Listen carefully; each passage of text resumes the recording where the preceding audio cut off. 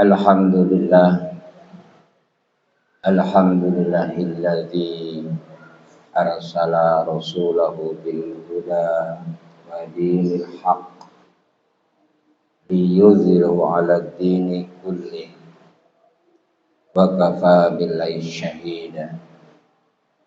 Asyhadu an la ilaha illallah wahdahu la syarika lah wa asyhadu anna Muhammadan 'abduhu wa rasuluh. La nabiyya wa la rasula ba'dah.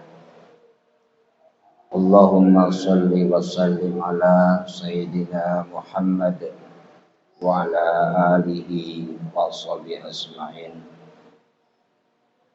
Hadirun ittaqullah haqqa tuqatih wa la tamutunna illa wa antum muslimun.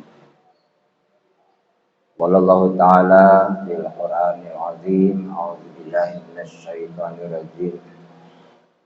Araital ladzi yukadzibu bid-din fadzalikal ladzi yad'ul yatim wa la yahuddu 'ala ta'amil miskin. Fawailul lil musallin alladzina hum 'an salatihim sahun alladzina hum yura'una wa yamna'una al-ma'un. Hadirin jamaah Jumat yang dirahmati Allah, yang mendapatkan keanugerahan kasih sayang Allah, tidak ada kalimat yang paling tepat yang saat ini harus kita ucapkan kecuali bertahmid bi qauli alhamdulillahirabbil alamin sebagai tanda syukur secara lisan atas keanugerahan nikmat yang sudah Allah berikan kepada kita sejak kita belum lahir sampai sekarang, insya Allah seterusnya 24 jam non-stop. Dan Allah tidak peduli apakah kita sedang beribadah atau sedang maksiat, tetap Allah beri kenikmatan. Apakah disyukuri atau tidak, itu pun tidak jadi masalah. Tetap Allah beri kenikmatan. Salah satu kenikmatan yang sedang kita rasakan pada saat ini, kita berada di tempat ini dengan penuh rasa gembira, senang, rasa nyaman, tentram hati kita. Ini adalah keanugerahan yang tidak bisa disandingkan dengan kenikmatan lain dalam bentuk materi duniawi apapun. Hadirin rahimakumullah, saya tadi membacakan sebuah surat yang insya Allah semua hafal, termasuk salah satu surat yang sering dibaca di dalam sholat karena saking pendeknya surat itu. Araital ladzi yukadzibu bid-din. Mengawali surat ini dengan statement Allah yang sangat pedas. Tahukah engkau orang yang mendustakan agama, mendustakan hari akhir, yaitu mereka yang menghardik anak yatim, yang tidak menganjurkan untuk memberi makan orang miskin. Dua hal ini yang disebut pada awal surat ini menunjukkan bahwa memperhatikan orang-orang yang membutuhkan, anak yatim yang membutuhkan kasih sayang, orang miskin yang membutuhkan bantuan kita, tidak bisa dipandang sepele. Disebut kadzab, disebut berdusta kita dalam beragama. Tidak serius kita beragama. Mungkin kita sudah sholat rajin, berjamaah rajin, bahkan puasa, atau mungkin umroh berulang kali ke tanah suci. Tapi tatkala tidak memperhatikan anak yatim, tidak memperhatikan orang-orang miskin, disebut kadzab, disebut ngapusi. Hadirin rahimakumullah, harta yang kita peroleh bukan milik kita semua. Di dalam surat Az-Zariyat ayat 19 Allah berfirman, wa fi anwalihil haqqul lisailin wa mahrum. Pada sebagian harta kalian, kata Allah, ada hak untuk orang yang meminta dan orang yang membutuhkan tetapi tidak menampakkan kebutuhannya. Sailin wa mahrum. Allah yang beritahu pada kita bahwa apa yang kita peroleh, walaupun betul-betul hasil keringat kita sendiri, hasil kerja kita sendiri, tapi Allah mengatakan bukan milik kita semua. Wa fi anwalihim haqqul lisailin wa mahrum. Kalau bicara hak berarti wajib hukumnya diberikan kepada yang hak. Tatkala tidak kita berikan, maka sama dengan kita memakan sesuatu yang bukan hak kita. Sudah terbiasa insya Allah memberikan makan pada orang miskin yang membutuhkan makan. Di hari Jumat banyak Jumat barokah, setiap masjid ada bungkusan-bungkusan nasi untuk mereka. Di pertanyaannya, apakah itu solusi yang solutif? Orang yang butuh makan memang perlu makanan. Setelah dikasih makan satu piring, satu bungkus, setelah 2 jam dia lapar lagi, dia bingung lagi, tidak mensolusi. Hadir rahimakumullah, ada sebuah kasus di zaman Rasulullah yang betul-betul terjadi dan itu bisa menjadi contoh bagi kita. Ada seorang fakir datang Rasulullah untuk minta sedekah. Rasulullah adalah orang yang apabila diminta pantangan tidak memberi. Walaupun dia sangat membutuhkan, tapi tetap yang dipentingkan adalah orang lain. Beliau Rasulullah SAW rela menahan lapar karena apa yang harus dia makan harus diberikan pada orang yang membutuhkan. Tapi pada kasus ini tidak terjadi memberi, tapi juga bukan tidak peduli pada mereka. Setelah ada orang fakir datang Rasulullah, orang sahabat Ansor, minta sedekah, Rasulullah balik bertanya, kamu punya apa? Tidak memberi, malah bertanya, kamu punya apa? Rasulullah menjawab, orang tersebut menjawab, saya punya kain yang biasa digunakan untuk selimut di rumah. Boleh dibawa ke sini dan boleh aku jualkan. Dan dibawa ke Rasulullah, dilelang. Laku 2 dinar.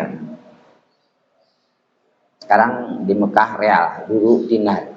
Mungkin dinar itu maksudnya uang itu bisa memperdalam din atau bisa masuk neraka, wallahu alam. Yang jelas dinar. Dijual, laku 2 dinar.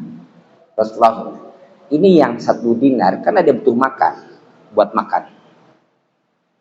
Yang 1 dinar lagi berikan kampak, cari kayu bakar, jual ke pasar supaya dapat pendapatan. Setelah itu Rasulullah langsung juga bersabda, aku tidak mau melihat engkau lagi dalam waktu 2 minggu, 15 hari. Nanti setelah 15 hari baru ketemu aku. Selesai 2 minggu kemudian Rasulullah bertanya, gimana? Ya Rasulullah, alhamdulillah. Yang 1 dinar buat kampak sekarang sudah menjadi 10 dinar. Samping itu tiap hari saya bisa makan tanpa harus minta pada orang lain. Suatu kasus yang diberikan Rasulullah, di mana Rasulullah orang yang pantangan tidak memberi, pada saat ini tidak memberi. Apa pelajaran yang bisa kita ambil dari sana? Pertama, merubah pola pikir dari berpikir konsumtif menjadi berpikir produktif. Ini lebih berat daripada ngasih 1 piring, 2 piring. Sementara budaya konsumtif itu sudah mendarah daging, dirubah. Dari kain yang untuk selimut dirubah menjadi sesuatu yang produktif. Merubah pola pikir dari berpikir konsumtif menjadi berpikir produktif. Lantas setelah itu Rasulullah ternyata kalau di istilah manajemen itu luar biasa. Tidak melepaskan begitu saja. Setelah 2 minggu aku ketemu, berarti ada evaluasi di sana. Ada pembinaan keberlanjutan. ada evaluasi. Untuk apa? Supaya memberikan sikap bahwa ini serius untuk dilaksanakan. 2 minggu kemudian ditanya, ada kata 15 hari dalam hadis itu menunjukkan Rasulullah ngasih waktu untuk berusaha dan sekaligus siap mengevaluasi setelah 2 minggu itu. Selesai sudah, yang tadinya setiap hari minta disolusi menjadi tidak minta. Itulah cara Rasulullah memberikan contoh membantu orang miskin yang masih kuat berusaha, yang masih punya potensi berusaha, dirubah pola pikirnya dari pola konsumtif menjadi pola produktif, dan diyakini bahwa makan harian ini harus diambil dari pendapatan hasil keringat sendiri, tidak boleh minta-minta lagi. Merubah seperti ini menjadi satu kewajiban bagi diri kita. Ada orang miskin, mungkin dia pola pikirnya memang tidak produktif tapi konsumtif, sehingga kemiskinannya menjadi permanen. Maka tatkala kita selalu memberi, bukan salah memberi satu piring satu bumbu, bukan salah, tetapi tatkala orang yang berusaha selalu dimanja dengan memberi satu piring satu bungkus, maka dia akan pola pikir permanen. Toh nanti saya akan ada yang membantu tatkala dan sebagainya. Maka perlu ada perubahan paradigma. Diklasifikasi orang miskin itu, mana yang memang tidak bisa berusaha sama sekali, mana yang masih berusaha sekali. Yang untuk bisa berusaha, maka perlu dirubah pola pikirnya dari konsumtif menjadi produktif. Hadirin rahimakumullah, satu pelajaran dari sebuah hadis Rasulullah yang bisa kita terapkan. Islam datang selalu memberi solusi, tetapi yang solutif, yang merubah dari mustahik menjadi muzaki, merubah dari sekarang ini, tahun ini dia adalah orang yang berhak menerima zakat, tapi yang akan datang dia harus berubah menjadi orang yang punya kewajiban memberi zakat. Mudah-mudahan khutbah yang sangat sederhana ini berikan inspirasi buat kita bahwa fakir miskin bukan orang lain, itu menyatu dalam masalah hidup kita. Jangan biarkan mereka karena bukan kerabat, bukan keluarga. Maka ada sebuah hadis Rasulullah, besok di akhirat ada yang ditanya, wahai fulan, mengapa dulu tatkala aku dahaga tidak kau bantu? Maka dia yang jawab, bagaimana ya Allah, engkau yang punya alam ini bisa dahaga. Memang benar, tetapi waktu itu engkau melihat fakir miskin, kau biarkan begitu saja, padahal kau bisa punya kemampuan untuk membantunya. Oleh karena itu, permasalahan lingkungan fakir miskin itu bukan permasalahan orang lain, tetapi permasalahan dari kita. Ingat, harta yang kita peroleh bukan hak 100% kita, tetapi ada hak orang lain minimal 2,5% hak orang lain yang membutuhkan untuk kita berikan mereka yang berhak. Barakallahu wa lakum fil Qur'anil azim. Ya Allah, mesti. Rabbana atina fid dunya hasanah.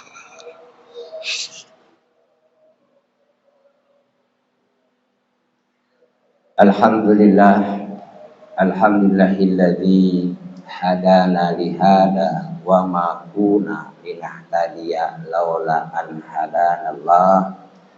Asyhadu an la ilaha illallah wahdahu la syarikalah wa asyhadu anna Muhammadan abduhu wa rasuluh. Allahumma salli wa sallim ala sayyidina Muhammad wa ala alihi wa sahbihi asma'in. Hadirun ittaqullah haqqa tuqatih wa la tamutunna illa wa antum muslimun. A'udzubillahi minasyaitonir rajim. Wal 'ashri innal insana lafi khusrin illal ladzina amanu wa 'amilus shalihati wa tawasaw bil haqq wa tawasaw bis sabr. Hadirin rahimakumullah, tatkala kita membantu orang lain fakir miskin, jangan beranggapan uang kita hilang. Jangan beranggapan aset kita berkurang. Memberi fakir miskin adalah merubah aset yang kepemilikannya sementara menjadi permanen, bisa dimiliki sampai akhirat. Dan Allah berjanji dalam Quran Al-Baqarah 261 mengganti apa yang kita keluarkan minimal 700 kali lipat atau lebih dari itu. Itu janji Allah, diganti dengan 700 kali lipat atau lebih.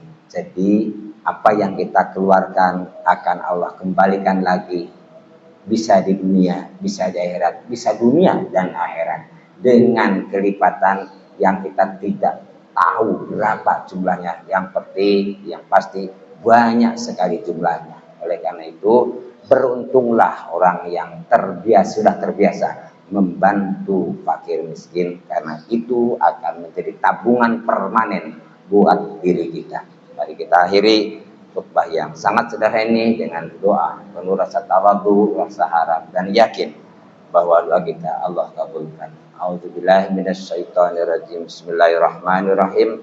Allahumma ighfir lana wa liwalidina warhamhum kama rabbayana shighara waghfiril muslimina wal muslimat wal mu'minina wal mu'minat wa min dzurriyyatina al ahya minhum wa tub ilaih. Ya muqallibal qulub sabbit qulubana ala dinik. Rabbana la tuzigh qulubana ba'da idh hadaitana wa hab lana min ladunka rahmah innaka antal wahhab. Rabbana afrigh alaina sabra wa tsabbit aqdamana wansurna qawmil kafirin. Rabbana atina fid dunya hasanah wa fil akhirati hasanah wa qina adzabannar walhamdulillahi rabbil alamin. Iqamus shalah. Allahu akbar.